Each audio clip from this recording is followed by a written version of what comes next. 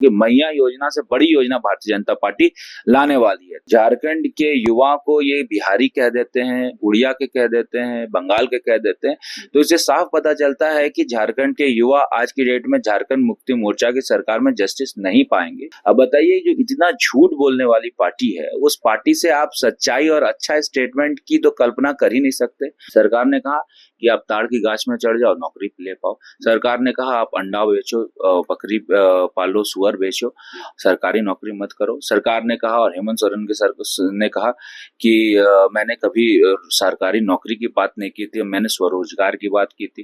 गुंडागर्दी अगर पुलिस करती है और फिर आप बोलते हैं कि हमारे कार्यकर्ताओं ने नियम तोड़ा, हमारे कर्ताओं ने हुड़दंगी की, ये कहाँ तक न्याय है? आपका सरकार है, आपका तंत्र है पुलिस। जब पुलिस इतनी बड़ी गुंडाई कर रही है तो कहीं ना कहीं भारतीय जनता पार्टी के कार्यकर्ता आंदोलन करेंगे कि नहीं करेंगे, कि या उनको भी संवैधानिक अधिकार नहीं आंदोलन करने का? ये ऐसी स्थिति परिस्थिति क्यों आई? तो भारतीय जनता पार्टी को बदनाम करने के लिए सरकार ने इस रैली के शुरुआत से ही अपने पूरे टीम को एक्टिवेट करके एक षड्यंत्र और सुनियोजित तरीके से इस रैली को विफल करने के लिए काम किया। जब भारतीय जनता पार्टी की सरकार बनेगी तो उस सरकार में हम लोग तमाम युवाओं के मुद्दों का समाधान करने के लिए गंभीरता पूर्वक काम करेंगे। ये एक अंदर से कॉन्फिडेंस युवाओं का है। हैरान हूं और परेशान हूं कि झारखंडी युवाओं को आज की डेट में झारखंडी मानने से इनकार कर रहे हैं, ऐसी जेएमएम की सरकार है। नमस्कार, एसडी न्यूज देख रहे हैं आप और मैं हूं आपके साथ गौरी रानी। मुख्यमंत्री हेमंत सोरेन के वादा खिलाफी के खिलाफ बीजेपी का कल युवा आक्रोश रैली निकाला गया और अब इस रैली को लेकर के जेएमएम कई तरह के सवाल भी खड़े कर रहा है। हमारे साथ इसी मुद्दे पर बात करने के लिए बीजेपी विधायक अमित मंडल है। सर, एसडी न्यूज में बहुत स्वागत है। बहुत बहुत धन्यवाद। सबसे पहला, कल जो रैली आप लोगों के तरफ से निकाला गया बीजेपी के तरफ से, उस रैली को आप कितना सफल मानते हैं? देखिए, कल का जो रैली था, मेरे ख्याल से वो रैली अभूतपूर्व रैली था। इसलिए अभूतपूर्व रैली था क्योंकि हम लोगों ने हर एक जिले से लोगों को और खासकर युवाओं को जो बुलाने का काम किया, और जिस प्रकार से हम लोगों के आह्वान में युवा आए, भारतीय जनता पार्टी के बैनर तले युवा आए, तो उस हिसाब से और मोराबादी की जो सिचुएशन बनी 2 बजे के बाद, उस हिसाब से मैं कह सकता हूं कि ये अभूतपूर्व रैली था और भूतो न भविष्यते ऐसा होने वाला है। और भारतीय जनता पार्टी जो मुखरता के साथ जो है युवाओं की आवाज को उठा रही थी, कल लोगों को ऐसा लगा कि भारतीय जनता पार्टी अब चुनावी मोड में आ गई है और इन तमाम मुद्दों को लेकर जब भारतीय जनता पार्टी की सरकार बनेगी तो उस सरकार में हम लोग तमाम युवाओं के मुद्दों का समाधान करने के लिए गंभीरता पूर्वक काम करेंगे। ये एक अंदर से कॉन्फिडेंस युवाओं का है। मैम का कहना है कि ये जो बीजेपी का युवा आक्रोश रैली निकाला गया, ये सफल नहीं हुआ। 5000 कार्यकर्ता भी मोराबादी में नहीं जुटे और जो कार्यकर्ता जुटे वो उपद्रवी थे और उनके मंसूबे ठीक नहीं थे। संयमित रूप से काम करते हुए जिला प्रशासन ने तमाम चीजों को ठीक किया। मैं तो जेएमएम का एक पोस्ट भी पढ़ रहा था और जेएमएम का पोस्ट में लिखा था कि जेएमएम के शायद मेरे प्रवक्ता थे या कोई थे जेएमएम के, उन्होंने पोस्ट किया था। उन्होंने कहा था कि युवाओं को बिहार से मंगाया गया, उड़ीसा से मंगाया गया। मैं तो हैरान हूं और परेशान हूं कि झारखंडी युवाओं को आज की डेट में झारखंडी मानने से इनकार कर रहे हैं, ऐसी जेएमएम की सरकार है। झारखंड के युवा को ये बिहारी कह देते हैं, उड़िया के कह देते हैं, बंगाल के कह देते हैं, तो इससे साफ पता चलता है कि झारखंड के युवा आज की डेट में झारखंड मुक्ति मोर्चा की सरकार में जस्टिस नहीं पाएंगे, क्योंकि उनकी मानसिकता जेएमएम की अलग है, गठबंधन की अलग है। इसका सीधा सीधा प्रमाण आपको हालिया दिनों में नगर विकास का जो नियुक्ति हुआ उसमें पता चलता है कि 60% से ज्यादा लोग बाहरी आ गए। यही जेएमएम की सरकार थी जिन्होंने कहा था कि हम बाहरी को नौकरी नहीं देंगे और खतियानी को नौकरी देने के लिए नियम बनाएंगे। ना स्थानीय नीति बना, ना नियोजन नीति बना, ना बेरोजगारी भत्ता मिला, ना 5 लाख सरकारी नौकरी मिली और अंततः ना राजनीति से संन्यास लिया गया। अब बताइए, जो इतना झूठ बोलने वाली पार्टी है, उस पार्टी से आप सच्चाई और अच्छा स्टेटमेंट की तो कल्पना कर ही नहीं सकते।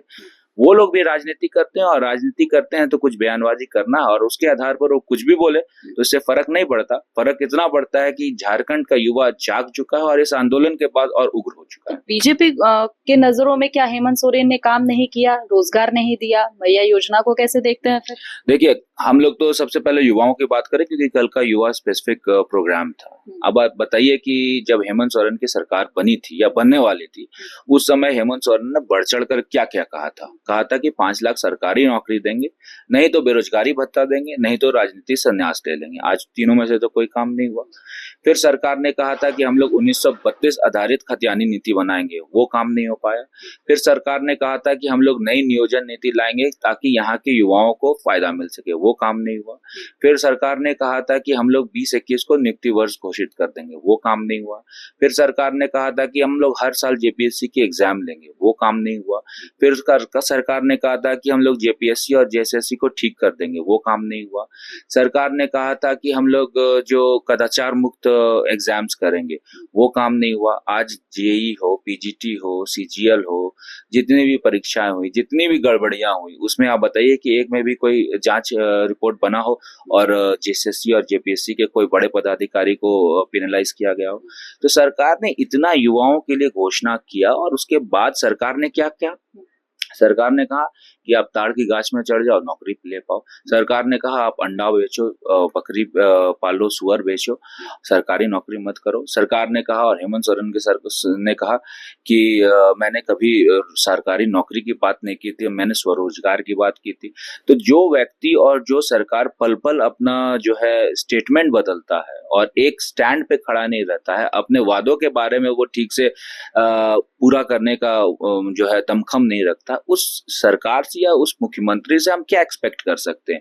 और यही कारण है कि आज की डेट में युवा जो है सड़क पर है, युवा आंदोलन कर रहे हैं। एक भी एग्जाम फेयर तरीके से नहीं हुआ, ना जेएसएससी ना जेपीएससी, और उनके प्रवक्ता अगर ये स्टेटमेंट देते हैं कि ये रैली फ्लॉप रहा, तो यहाँ के युवा तो उनके चरित्र को देख चुके हैं और उनकी बातों पे आने वाले नहीं। रैली को लेकर कई तरह के सवाल भी उठ रहे हैं और उस रैली में जो आप बीजेपी के जो कार्यकर्ता थे, जो युवा थे, उनको लेकर के भी सवाल खड़े हो रहे, क्योंकि बीजेपी कहती है कि मेरे जो कार्यकर्ता है वो अनुशासित है, लेकिन जिस तरीके से पत्थरबाजी हो रही थी, प्रशासन पर, जवानों पर पत्थर फेंके जा रहे थे, उसको कैसे देखते हैं? देखिए, मैं शुरू से इंस्टेंस को बताता हूँ कि जिस प्रकार से हम लोगों का, युवाओं का जुटान हर जगह से हुआ, और खासकर संथाल परगना जो सुदूर क्षेत्र है या कोल्हान का वो सुदूर क्षेत्र है, वहां से युवाओं को लाने के लिए हम लोगों ने जद्दोजहद शुरू की।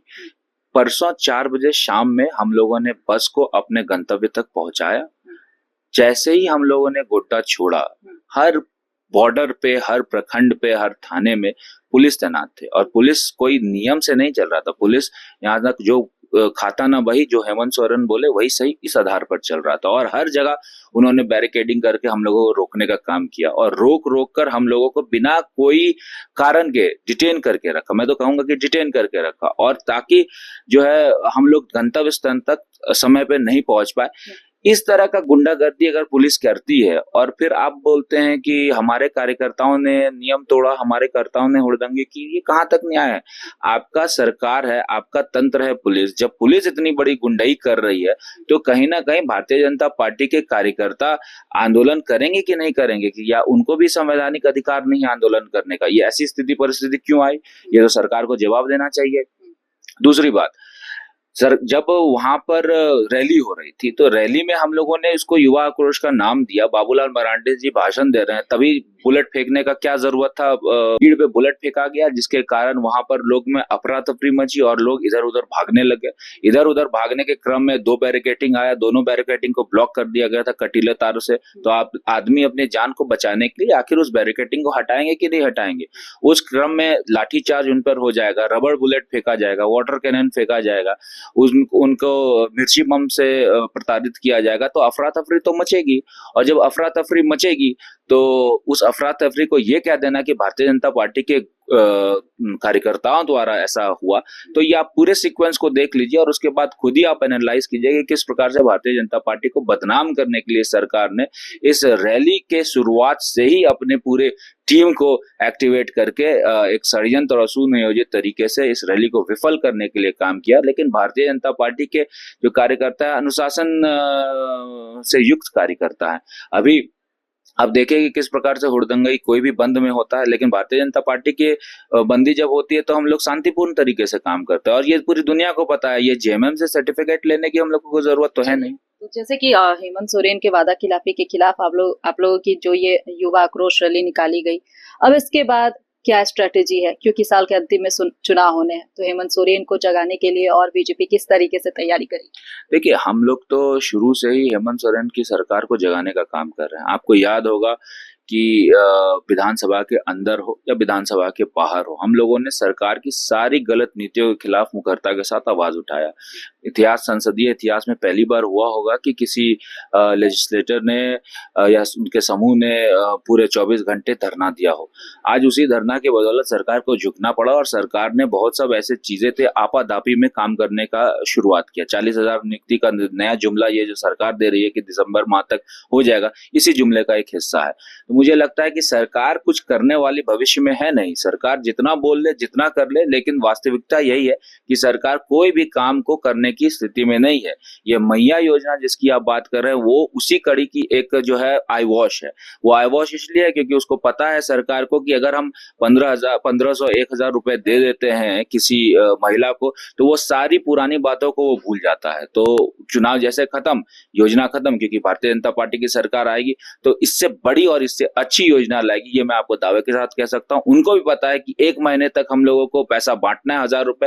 अगर उसमें कुछ चमत्कार होता है ठीक है, नहीं तो हम लोग जाने ही वाले हैं और भारतीय जनता पार्टी आने ही वाली है। तो निश्चित तौर पर भारतीय जनता पार्टी का विधायक होने के नाते और घोषणा पत्र का कमेटी का मेंबर होने के नाते ये मैं आपको आश्वस्त करता हूं कि मैया योजना से बड़ी योजना भारतीय जनता पार्टी लाने वाली है। सवाल आपने किया कि इसके आगे क्या, आज हम लोगों ने पूरे थाने को ब्लॉक करने का निर्णय लिया है। पार्टी ने कहा है कि हम लोग पूरे थाने का घेराबंदी करेंगे। भविष्य में जो भी कुरीतियां इस सरकार ने की है उसको लेकर हम लोग आंदोलन करेंगे। आंदोलन के कई एक हिस्से हैं जो हमारे संगठन मंत्री आने वाले समय में बताएंगे और मीडिया को भी पता चलेगी। लेकिन एक बात मैं आपको आश्वस्त करता हूं, इस सरकार को हम लोग चैन से बैठने नहीं देंगे। इस सरकार ने जो हम लोगों के साथ धोखा किया, झारखंडियों के साथ धोखा किया, उस धोखे को हम लोग जन जन तक पहुंचाएंगे। वो आंदोलन ही रूप में होगा और सड़क पर होगा, ये मैं आपको आश्वस्त करता हूँ। देखिए, हमारे साथ इस वक्त बीजेपी के विधायक अमित मंडल बात कर रहे थे, जिन्होंने एक बड़ी बात कह दी है कि इस सरकार को चैन से सोने नहीं देगी विपक्ष, और जब तक हेमंत सोरेन जो वादे किए हैं वो पूरा नहीं करते हैं तब तक इसी तरीके से आंदोलन होता रहेगा। फिलहाल इस खबर में इतना ही, मुझे दीजिए इजाजत।